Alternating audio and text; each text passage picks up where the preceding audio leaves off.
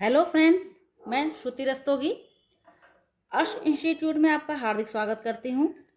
आज हम लेकर आए हैं आपके 10th के सिलेबस से हिंदी में संकलित गद्य साहित्य का पहला पाठ, जो कि पाठ का नाम है आपका मित्रता। पाठ का नाम है आपका मित्रता, जो कि आपके हिंदी गद्य का पहला पाठ है और यह लिखा है आचार्य रामचंद्र शुक्ल जी ने। आचार्य रामचंद्र शुक्ल जी ने लिखा है ये, और पाठ का नाम है आपका मित्रता।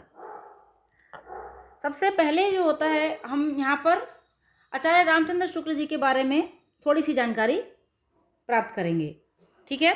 क्योंकि ऐसा होता है कि सबसे पहले आपकी परीक्षा में जीवनियाँ भी दी जाती हैं, जिसमें आपके किताब में संकलित जो पाठ होते हैं, जो जिन्होंने लिखे होते हैं, उनके विषय में आपसे पूछा जाता है। उसमें कुछ इस तरीके से क्वेश्चन होता है कि निम्नलिखित लेखकों में से किसी एक लेखक का जीवन परिचय दीजिए तथा उनकी किसी एक रचना का नाम बताइए, मतलब रचना में प्रकाश डालिए।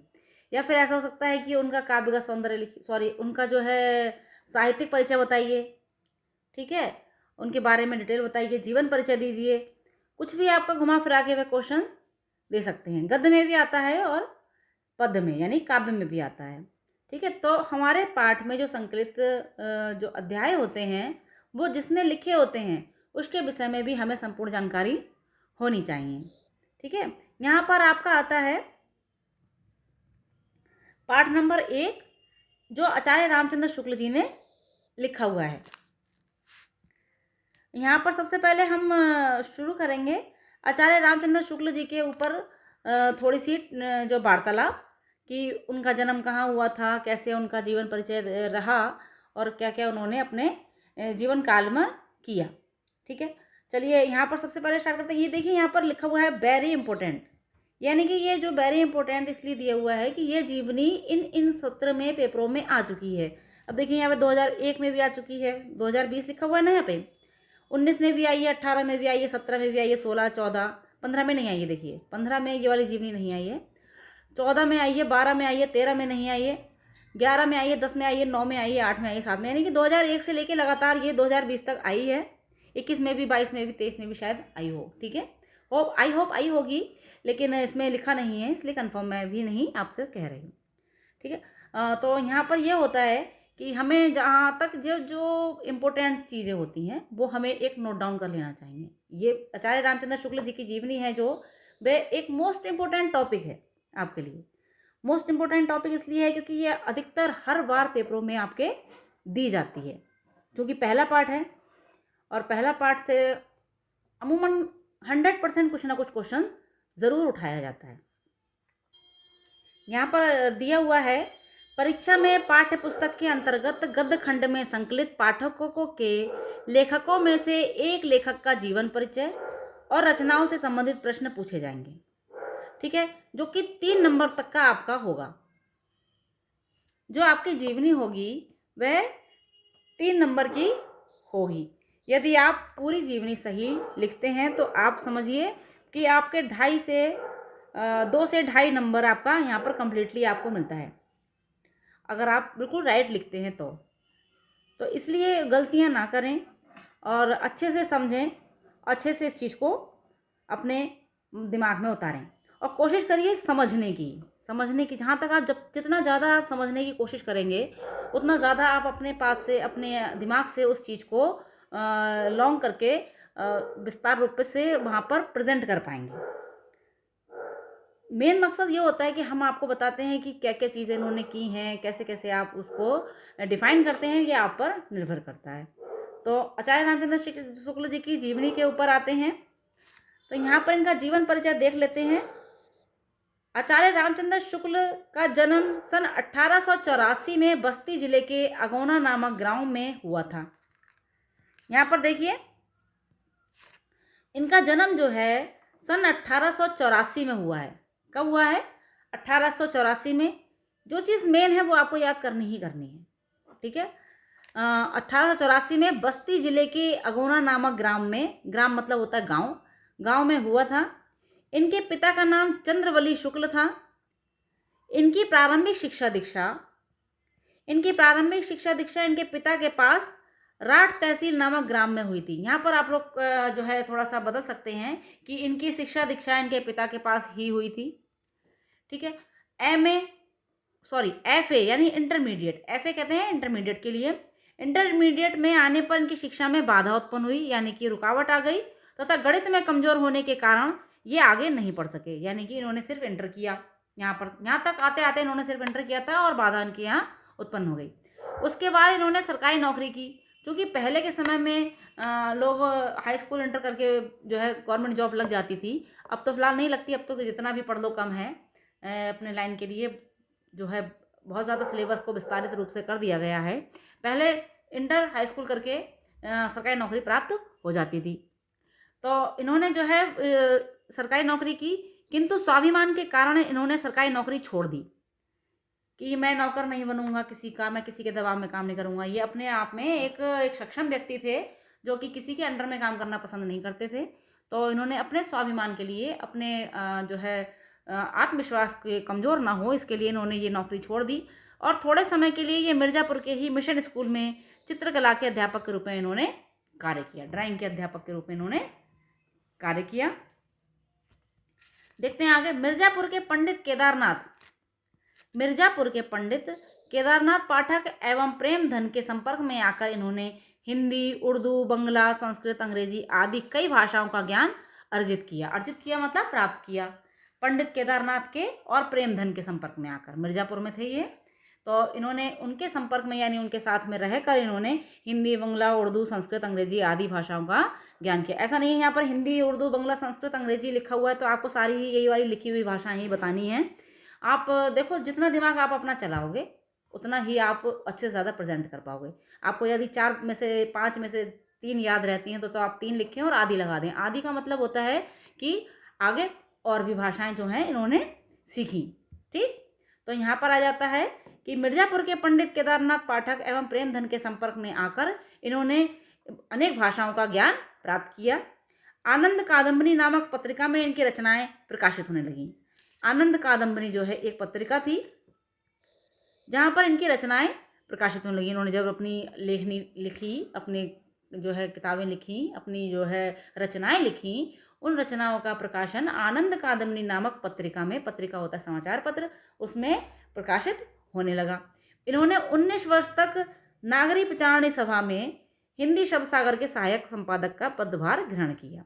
नागरी प्रचारणी सभा एक जैसे कमेटी होती है उस प्रकार की सभा थी, उसमें हिंदी शब्द सागर के सहायक अध्यापक संपादक का पदभार ग्रहण किया। ये काशी हिंदू विश्वविद्यालय में हिंदी के प्राध्यापक भी रहे। वहाँ वे बाबू श्याम सुंदर दास के अवकाश ग्रहण करने के बाद हिंदी विभाग के अध्यक्ष हो गए। जो वहाँ पर इनसे ऊपर बैठे हुए थे, ऊपर की श्रेणी पे थे बाबू साहब, जब बाबू श्याम सुंदर दास जो अवकाश ग्रहण कर लिया, इन्होंने छुट्टी ले ली, उसके बाद जो है इनके ऊपर उसका दारोमदार आ गया और यहाँ पर वह उस समय हिंदी विभाग के अध्यक्ष हो गए तथा इनकी गिनती उच्च कोटि के विद्वानों में होने लगी। जैसे जैसे पोस्ट बढ़ती है वैसे वैसे हमारा जो होता है ज्ञान भी बढ़ता है। तो जो है उनकी गिनती जो है उच्च कोटि के विद्वानों में होने लगी। हिंदी साहित्य में शुक्ल जी का प्रवेश निबंधकार तथा कवि के रूप में हुआ। अब इन्होंने सबसे पहले क्या है, निबंध लिखी और कविताएं लिखी हिंदी साहित्य में। ठीक है, प्रवेश हुआ। नाटक रचना में भी इनकी विशेष रुचि रही, ये नाटक भी लिखते थे। तत्पश्चात यानी उसके बाद आलोचना इनकी विशेष व प्रिय विधा बन गई। विधा माने होता है रचना, या इनके मन की जो है जो इन्हें लिखना बहुत ज़्यादा पसंद था, वह क्या था, वह हो गया आलोचना। उन्होंने लेखन क्षेत्र में अपना विशिष्ट स्थान प्राप्त किया। वे अपने जीवन के अंतिम क्षणों तक साहित्य लेखन में निरंतर लगे रहे। साहित्य लेखन विधा में दक्ष शुक्ल जी ने जीवन के अंतिम पड़ाव में भी साहित्य साधना का साथ नहीं छोड़ा। ये जो थे साहित्य लेखन विधा में दक्ष थे जो शुक्ल जी, उन्होंने अपने जीवन के अंतिम पड़ाव में भी इसका साथ नहीं छोड़ा तथा लेखन कार्य करते हुए इस महापुरुष ने सन 1941 में देह अपनी त्याग दी। देखिए यहाँ पर क्या रहता है कि सबसे पहले जन्म से लेके और मृत्यु तक का आपको जन्म तिथि और मृत्यु की सन, जन्म दिन यानी जन्म का सन और मृत्यु की सन आपको याद होनी चाहिए, तभी आप आगे की जीवनी कंप्लीट लिख पाएंगे। ठीक है, तो जन्म हुआ था इनका 1884 में और मृत्यु हुई इनकी 1941 में। ठीक है, चलिए आगे बढ़ते हैं। साहित्यिक परिचय, इसकी जो हो जाती है आपकी जीवनी, जन्म का आपका जो है वो डाल दिया यहाँ पर जीवन परिचय। फिर आ जाता है साहित्यिक परिचय। स्पेशली साहित्यिक परिचय भी आपके पेपरों में पूछा जाता है कि जयशंकर शुक्ल जी का, आचार्य रामचंद्र शुक्ल जी का साहित्यिक परिचय दीजिए, तो आपको सिर्फ साहित्यिक परिचय देना होता है। और अगर आ जाता है आपका जीवन परिचय दीजिए, तो आपको सिर्फ जीवन परिचय देना होता है। और आपके लिए आ जाता है कि जीवन परिचय में तो आप सब चीज़ दे सकते हैं, जीवन परिचय में आप सब कुछ दे सकते हैं। ठीक है, और जो है पेपरों में आता है कि जीवन परिचय देते हुए इनके साहित्यिक योगदान पर प्रकाश डालिए, तो अभी आपको पूरी जीवनी लिखनी है। किसी भी प्रकार से जीवनी के रूप में आपका क्वेश्चन आता है, तो आपको जितना भी कंप्लीटली ज्ञान है वह सारा का सारा ही आपको वहाँ पर सैद्धांतिक रूप में देना है। साहित्यिक परिचय पे आते हैं। साहित्यिक परिचय देखिए, शुक्ल जी ने अपने संपूर्ण जीवन को साहित्य के प्रति समर्पित कर दिया। हिंदी साहित्य को विश्व स्तरीय पहचान दिलवाने में आचार्य शुक्ल जी की साहित्यिक सेवा का योगदान अविस्मरणीय है। अविस्मरणीय माने होता है ना भूलने वाला, कभी ना भूलने वाला। जो रामचंद्र शुक्ल जी का जो है साहित्यिक योगदान है वह कभी ना भूलने वाला है। आरंभिक साहित्यिक जीवन में काव्य रचना से प्रारंभ करने के पश्चात इन्होंने गद्य विधा के क्षेत्र में अधिक कार्य कर अपनी पहचान एक निबंधकार के रूप में, अनुवादक के रूप में, संपादक के रूप में एवं आलोचक के रूप में बनाई तथा गद्य के क्षेत्र में अपूर्ण ख्याति प्राप्त की, यानी कि कभी भी पूर्ण न होने वाली ऐसी ख्याति, यानी ख्याति माने होता है स्थान। ठीक है, एक स्थान जैसे कि प्रथम श्रेणी द्वितीय श्रेणी आ जाती है ना, उसी प्रकार से ख्याति, यानी कि बहुत ज़्यादा जो फैला हुआ नाम था उनका, उन्होंने अपना विस्तार किया अपने नाम का और अपनी एक अलग पहचान बनाई। ख्याति मतलब पहचान बनाना। ये हिंदी के युग प्रवर्तक आलोचक हैं। कौन? आचार्य रामचंद्र शुक्ल जी हिंदी युग के प्रवर्तक और आलोचक हैं। इन्होंने सैद्धांतिक तथा व्यवहारिक दोनों प्रकार की आलोचनाओं की रचना की है। सैद्धांतिक एवं व्यवहारिक दोनों प्रकार की आलोचनाओं की रचना आचार्य रामचंद्र शुक्ल जी ने की है। इसके आगे देखते हैं, इन्होंने हिंदी साहित्य का इतिहास, इन्होंने हिंदी साहित्य का इतिहास रचकर साहित्य इतिहास लेखन में सर्वश्रेष्ठ भूमिका प्राप्त की। हिंदी साहित्य का इतिहास इनकी एक रचना थी, जिसको रचकर इन्होंने इतिहास लेखन में सर्वश्रेष्ठ भूमिका प्राप्त की। इन्होंने हिंदी शब्द सागर का संपादन कार्य पूर्ण किया तथा नागरिक विचारणी पत्रिका एवं आनंद कादम्बनी जैसी पत्रिकाओं का प्रभावपूर्ण संपादन किया। यहाँ तक समझ में आई? कोई चीज़ अगर आपको समझ में नहीं आती है तो आप कमेंट बॉक्स में कमेंट करिए, हम आपको उसको जो है क्लियर करेंगे। अब आ जाते हैं इनकी कृतियों पर। कृतियों का मतलब होता है इन्होंने क्या क्या चीज़ें, किन किन चीज़ों की रचना, किन किन रचनाओं का इन्होंने जो है अपने जीवन काल में लिखा, कौन कौन सी रचनाएं इन्होंने की। तो इनकी कृतियों में आ जाता है शैक्षिक, ऐतिहासिक, सांस्कृतिक, धार्मिक, दार्शनिक और साहित्यिक विषयों में इनकी कृतियाँ निम्न प्रकार हैं। यानी इन्होंने बहुत प्रकार की कविताओं, उनकी गद्य की और काव्य की रचनाएं करी हैं, जो कि निबंध में आ जाते हैं। अगर तो निबंध इन्होंने लिखे हैं चिंतामणि और विचार भी थी, दोनों प्रकार के निबंध हैं। ठीक है, भाव प्रधान व समीक्षात्मक दोनों प्रकार के निबंध हैं। एक निबंध का नाम है चिंतामणि, एक निबंध का नाम है विचार भी थी। आचार्य रामचंद्र शुक्ल के दो निबंध हैं महत्वपूर्ण, जो दोनों निबंधों में दोनों का नाम है, एक का है चिंतामणि और एक का है विचार भी थी। दूसरे नंबर पे आ जाते हैं आलोचना। तो आलोचनाओं में आचार्य रामचंद्र शुक्ल ने लिखी है रसमीमांसा, त्रिवेणी, जो दो आलोचनाएं हैं इनकी, रसमीमांसा और त्रिवेणी, जो आचार्य रामचंद्र शुक्ल जी ने लिखी हुई हैं। त्रिवेणी का मतलब होता है तीन, त्रि माने तीन होता है। इसमें तीन लोगों की इन्होंने जानकारी दी है, तीन लोगों के बारे में लिखा है, जिसमें त्रिवेणी में सूरदास और तुलसीदास और जायसी, इन तीनों पर इन्होंने आलोचना की है। इन तीनों की जिन पुस्तक में इन्होंने आलोचना की है उस पुस्तक का नाम है त्रिवेणी, और दूसरी एक पुस्तक है रश्मिमांसा। ठीक है, ये दोनों रश्मिमांसा और त्रिवेणी आचार्य रामचंद्र शुक्ल की आलोचनाओं में सम्मिलित हैं जो इन्होंने लिखी है। तीसरा आ जाता है इनका इतिहास, हिंदी साहित्य का इतिहास। इनकी एक पुस्तक है हिंदी साहित्य का इतिहास जो इन्होंने 1929 में लिखी है। चौथा आ जाता है इन्होंने कौन कौन से संपादन किए हैं। तुलसी ग्रंथावली का संपादन किया है, जायसी ग्रंथावली का संपादन किया है, हिंदी शब्द सागर का संपादन किया है, नागरी प्रचारणी पत्रिका का संपादन किया है, भ्रमर गीत सार का संपादन किया है, और आनंद कादम्बनी नामक संपादन इन्होंने किया हुआ है। ठीक है, समझ में आया। पांचवा आ जाता है काव्य रचना। काव्य रचना में अभिमन्यु वध व 11 वर्ष का समय, ये दो काव्य इनके फेमस हैं, प्रसिद्ध हैं। अभिमन्यु वध और 11 वर्ष का समय आचार्य रामचंद्र शुक्ल का प्रसिद्ध है। छठा आता है अनुवाद, मेगस्थनीज का भारतवर्षीय विवरण, ये इंग्लिश में होगा, है इंग्लिश की है ये किताब बुक, जिसका इन्होंने अनुवाद किया है हिंदी में। आदर्श जीवन, कल्याण का आनंद, विश्व प्रपंच, बुद्धचरित आदि का इन्होंने अनुवाद किया हुआ है। चलिए फिर आगे बढ़ते हैं, इधर आ जाते हैं। यहाँ पर होता है कि शुक्ल जी की भाषा कैसी थी इनकी। भाषाओं में आप देखते हैं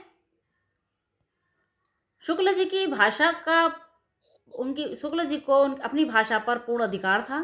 जो भी लेखक होता है वो अपनी भाषा का पूर्ण नॉलेज वाला होता है, पूर्ण अधिकार होता है। वह किसी भी भाषा में, अपनी मातृभाषा में, अपनी बोलचाल की भाषा में, या अपनी स्वयं की भाषा होती है, टूटी फूटी भाषा हो या कोई भी भाषा हो, जो भी आपकी हो, उस भाषा में अपना पूर्ण अधिकार होता है। उसे भी अपनी रचना उसमें प्रकाशित कर सकता है। ठीक, और उसके हिसाब से ही उसकी भाषा को जो है स्थान दिया जाता है कि किस प्रकार की इसकी भाषा है। जैसे कबीरदास की भाषा है पंचमेल खिचड़ी, यानी कि उन्होंने कई भाषाओं का प्रयोग उसमें किया हुआ है। तो इनकी जो भाषा थी उन पर भी उनका पूर्ण अधिकार था। इन्होंने अपनी रचनाओं में शुद्ध साहित्यिक भाषा का प्रयोग किया है तथा संस्कृत की तत्सम शब्दावली को प्रधानता दी। तो दूसरी ओर इन्होंने सरल और व्यवहारिक भाषा का प्रयोग किया हुआ है, जिसमें संस्कृतनिष्ठ भाषा के साथ स्थान पर हिंदी की प्रचलित शब्दावली का प्रयोग किया गया है। इसके अतिरिक्त इनकी रचनाओं में उर्दू, फारसी और अंग्रेजी शब्दों का प्रयोग भी किया गया। अमूमन सभी की भाषाओं में आप जो है संकलित कर सकते हैं, जो भी आप जीवनी लिखें कि इन्होंने इन जो है चीज़ों का प्रयोग किया हुआ है। क्योंकि अधिकतर सभी कवि और सभी रचनाकारों ने जो है कोई एक मेन भाषा लेकर कार्य नहीं किया होता है। संस्कृत के शब्द भी होते हैं, इंग्लिश के शब्द भी होते हैं, उसमें आपके बिहारी शब्द भी होते हैं, उर्दू शब्द भी होते हैं, फारसी शब्द भी होते हैं, अंग्रेजी शब्द भी होते हैं। सभी शब्द उसमें सम्मिलित होते हैं, कहीं ना कहीं आपके वहाँ पर उसमें उनकी रचनाओं में मिल जाते हैं। तो भाषाओं पे आप जो है पूर्ण अधिकार सभी कवियों का, सभी रचनाकारों का रखेंगे। ये आने वाली हर जीवनी में आप टॉपिक में सम्मिलित कर सकते हैं। फिर आ जाते हैं शैली पर। शुक्ल जी की शैली विवेचनात्मक और संयत है, यानी विवेचना करना, टिप्पणी करना। इनकी शैली निगमन शैली भी कहलाती है। इन्होंने समासिक शैली का प्रयोग बहुत किया हुआ है, समास से युक्त शब्दों का प्रयोग करा है। शुक्ल जी की सबसे प्रमुख विशेषता यह थी कि वे कम से कम शब्दों में अधिक से अधिक बात कहने में सक्षम थे। इनकी रचनाओं में प्रायः वर्णनात्मक शैली, विवेचनात्मक शैली, व्याख्यात्मक शैली, आलोचनात्मक शैली, भावात्मक शैली तथा हास्य व्यंग्यात्मक शैली आदि सभी शैलियों के दर्शन होते हैं। शैलियों से क्या आशा होता है? वर्णनात्मक यानी बढ़ा चढ़ा के लिखना, विवेचनात्मक किसी का विवेचन करना, व्याख्यात्मक व्याख्या करना, आलोचना करना या भाव से जुड़ जाना, यानी हास्यप्रद वार्तालाप करना। ऐसी शैलियों का भी इन्होंने अपनी रचनाओं में समावेश किया हुआ है। आते हैं हिंदी साहित्य में स्थान। शुक्ल जी का हिंदी साहित्य में क्या स्थान था? शुक्ल जी मस्तिष्क से आलोचक थे एवं अध्यापक थे तथा हृदय से कवि थे। आलोचना के क्षेत्र में भी आचार्य रामचंद्र शुक्ल का विशिष्ट स्थान है। इन्हें हिंदी साहित्य के जगत में आलोचना का सम्राट कहा जाता है। अब यहाँ पर आपका क्वेश्चन बनता है, आलोचना का सम्राट किसे कहते हैं? तो आपको पता होना चाहिए आचार्य रामचंद्र शुक्ल जी को आलोचना का सम्राट कहते हैं। ये आपका बहुविकल्पीय में 1 लाइन क्वेश्चन में जो आता है टॉपिक वाला, जो इसमें 4 क्वेश्चन होते हैं, आपको छांटना होता है एक, उसमें आपका क्वेश्चन बनता है। कि आलोचना का सम्राट किसे कहा जाता है। उत्तर में आ जाता है आपका आचार्य रामचंद्र शुक्ल जी को आलोचना का सम्राट कहा जाता है। आगे बढ़ते हैं। हिंदी समालोचना के क्षेत्र में इन्होंने अपनी साहित्यिक प्रतिभा से क्रांति उत्पन्न कर दी थी। अपने युग में शुक्ल जी उत्तम तथा विशिष्ट निबंधकार सिद्ध हुए। इनकी विशिष्ट दीप्तिमयता के कारण इनके समकालीन हिंदी गद्य के युग को शुक्ल युग के नाम से पुकारा जाता है। ये मोस्ट इंपॉर्टेंट लाइन है लास्ट वाली, कि इनके विशिष्ट दीप्तिमयता, यानी कि इन्होंने इतनी रचनाएं करी, इतना हिंदी साहित्य को जो है आगे बढ़ाया कि इनके समय को, जो समय इनका रहा, जीवन का जो समय रहा, उस समय को क्या कहते हैं, शुक्ल युग के नाम से जाना जाता है। हिंदी गद्य के युग को शुक्ल युग के नाम से जाना जाता है। समकालीन यानी इनके समय में, समय को, इनके जीवन काल के समय को, जिस जिस समय में इन्होंने हिंदी साहित्य में काम किया, उस समय को शुक्ल युग के नाम से जाना जाता है। तो यहाँ तो हो गई आपकी आचार्य रामचंद्र शुक्ल की संपूर्ण जीवनी। और यहाँ पर हम बढ़ते हैं तो यहाँ पर देखते हैं इनका एक ब्लॉक्स बना हुआ है, ब्लॉक बना हुआ है जो कि यहाँ पर एक चकोर डिब्बे में बना दिया, ये बना हुआ है। ये चीज़ जो है, ये क्या चीज़ होती है, देखिए ये चीज़ जो होती है ये मोस्ट इम्पोर्टेंट चीज़ होती है, जो पूरी जीवनी में से निचोड़ लगाकर यहाँ पर बॉक्स बनाया जाता है। आप जीवनी में कुछ भी अपने पास से बड़ा चढ़ा कर लिख सकते हैं, लेकिन मेन टॉपिक जो होता है वो आपका इस बॉक्स में यहाँ पर दिया होता है। यदि आपको पूरी जीवनी याद नहीं करनी है, याद नहीं हो रही है किसी वजह से, आप बना के लिख सकते हैं उसको, लेकिन आपको ये चीज़ें याद होनी चाहिए। जैसे आचार्य रामचंद्र शुक्ल नाम हो गया, इनकी जीवनी लिखनी है। इनका जन्म सन 1884 में हुआ था। कहाँ हुआ था? बस्ती जिले के अगोना ग्राम में हुआ था। इनके पिता का नाम चंद्रवली शुक्ल था। इनकी शिक्षा इंटरमीडिएट तक हुई। ठीक है। आजीविका यानी इन्होंने क्या काम करा? अध्यापन करा, लेखन करा और प्राध्यापक बने। इनकी मृत्यु सन 1941 में हो गई। ये आ गया इतना जीवन परिचय। लेखन विधा, इन्होंने क्या क्या लिखा? इन्होंने आलोचना लिखी, निबंध लिखे, नाटक लिखे, पत्रिका लिखी, काव्य लिखा, इतिहास आदि की रचनाएं इन्होंने करी। साहित्य में इनकी किस प्रकार से पहचान है? ये एक निबंधकार के रूप में, अनुवादक के रूप में, आलोचक के रूप में और संपादक के रूप में रहे। भाषा इनकी कैसी थी? इनकी भाषा शुद्ध, साहित्यिक, सरल एवं व्यवहारिक भाषा थी। शैली कैसी थी इनकी? शैली वर्णनात्मक शैली थी, विवेचनात्मक शैली थी, व्याख्यात्मक शैली थी, आलोचनात्मक शैली थी, भावात्मक तथा हास्य व्यंग्यात्मक शैली इनकी थी। आगे देखिए, शुक्ल जी को का साहित्य में क्या स्थान था? शुक्ल जी को हिंदी साहित्य में के जगत में आलोचना का सम्राट कहा जाता है। देखिए यहाँ पर मोस्ट इंपोर्टेंट क्वेश्चन जो था आपका, जो हमने बताया था आपको आलोचना का सम्राट वाला, वो यहाँ पर दे दिया गया है। ठीक है। और इसके अलावा भी शुक्ल जी को के जो है समय को शुक्ल युग के नाम से जाना जाता है। ये भी इसमें एक मोस्ट इंपोर्टेंट लाइन हो जाती है। अगर आप इतना याद कर लेते हैं, ये पूरा बॉक्स याद कर लेते हैं, तो आपको पूरी जीवनी ऑटोमेटिक ही याद हो जाती है। इसके अलावा जो होता है, कुछ लाइनें ऐसी होती हैं जो हम हर जीवनी में लिख लेते हैं। जैसे साहित्यिक परिचय में हम अपना लिखते हैं, कवि का नाम लिखा है, शुक्ल जी ने अपना संपूर्ण जीवन हिंदी साहित्य के प्रति समर्पित कर दिया। शुक्ल जी की जीवनी हुई तो शुक्ल जी का नाम लिख दिया। अगर किसी और कवि की या किसी और रचनाकार की गद्य साहित्य की जीवनी हुई तो उन्होंने अपना संपूर्ण जीवन हिंदी साहित्य के प्रति समर्पित कर दिया। इसके अलावा हिंदी साहित्य को उच्च स्तरीय पहचान दिलाने में इनकी रचनाओं का महत्वपूर्ण योगदान रहा है। ये भी जो है आप हर रचनाकार के उसमें डाल सकते हैं जीवनी में। इनकी रचनाओं को महत्वपूर्ण योगदान रहा जो अविस्मरणीय है। इन्होंने अपनी विधाओं में, अपनी रचनाओं में अपनी अलग पहचान हिंदी साहित्य में बनाई है। ये लाइनें ऐसी हैं जो हर जीवनी में आप डालते हैं। ठीक है। इन्होंने अपनी विधाओं में अपनी अलग पहचान बनाई है हिंदी साहित्य में। हिंदी साहित्य के क्षेत्र में इन्होंने अपूर्ण ख्याति प्राप्त की है। इन्होंने बहुत सी ख्याति प्राप्त की है। ख्याति क्या होता है? ख्याति का मतलब होता है अलग पहचान बनाना। तो जो भी आप जीवनी लिख रहे होंगे, जिसकी भी जीवनी लिख रहे होंगे, उन्होंने अपनी अलग पहचान बना रखी थी। तो आपके पास आपकी पुस्तक में उनकी जीवनी आई है, तो इन्होंने जो है अपूर्ण ख्याति प्राप्त की है। इसके अलावा अपने अमूल्य जीवन काल में इन्होंने जो भी कुछ लिखा वह हिंदी साहित्य की अमूल्य निधि बन गया। इनकी रचनाएं जो हैं आपकी किताब में आ गई, आपकी पुस्तक में आ गई, तो ये अमूल्य निधि अपने आप ही बन गई। दूसरा आ जाता है आपका क्या? हिंदी साहित्य में इनका नाम प्रसिद्ध साहित्यकारों में गिना जाता है। प्रसिद्ध साहित्यकार हो गए क्योंकि वो फेमस हो गए हैं, इसलिए तो प्रसिद्ध हो ही गए। अगला आ जाता है, इनकी भाषाओं में एवं विचारों के अनुरूप ही इनके शब्दों का प्रयोग हुआ है। कोई भी रचनाकार होता है वो अपने अनुरूप ही अपने शब्दों का प्रयोग करता है। लास्ट में आप लिख सकते हैं ये एक महान लेखक थे या सफल लेखक थे। तो यहाँ पर आपकी जीवनी कंप्लीट हो जाती है। और इतनी जीवनी लिखने में कम से कम हम समझते हैं आपको 2.5 से 3 पन्ने के बीच में जो है लपेट दी जाएगी। तो यहाँ पर आपका होता है कि लिखने का तरीका अच्छा होना चाहिए, आपको हेडिंग्स डालना आना चाहिए। जैसे कि यहाँ पर दिया हुआ है, देखिए यहाँ पर दिया हुआ है आचार्य रामचंद्र शुक्ल का जीवन परिचय, एक हेडिंग आ जाता है यहाँ पर जीवन परिचय। ठीक है, जीवन परिचय के बाद यहाँ पर दूसरा हेडिंग कौन सा दिया हुआ, दूसरा हेडिंग दिया हुआ साहित्यिक परिचय। साहित्यिक परिचय हो गया यहाँ पर, ये देखिए 2 हेडिंग हो गए।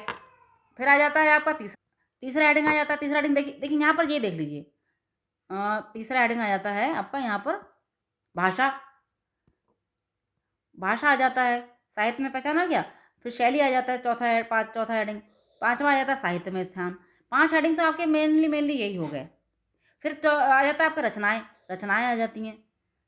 6 हो गए, जीवन परिचय, एक आ गया जीवन परिचय, और फिर आ गया साहित्य में पहचान, और फिर आ जाता है लेखन विधा, भाषा, शैली और साहित्य में स्थान। ये 6 हेडिंग हो गए। 6 हेडिंग तो मेन हो गए, और उसके अलावा आप अंदर जितनी जीवनी उसमें बढ़ा देंगे उतनी अच्छी आपकी कंप्लीटली जीवनी तैयार हो जाएगी।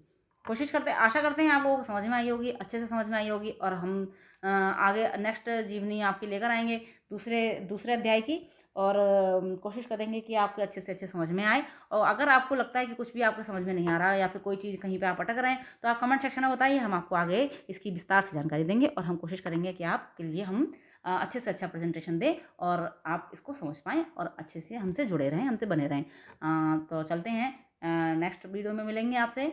तब तक के लिए थैंक यू, नमस्कार। अंत तक बने रहने के लिए आपका बहुत बहुत धन्यवाद। अगर आप हमारे चैनल पर पहली बार आए हैं तो चैनल को लाइक करें, शेयर करें और सब्सक्राइब करना ना भूलें, और अपने मित्रों में शेयर करें और उनको भी इसका लाभ दिलाएं, क्योंकि ये 10th की बुक का पहले अध्याय का पहला जो है जीवनी है। आगे भी आपको इसकी जानकारियाँ कंप्लीटली दी जाएंगी।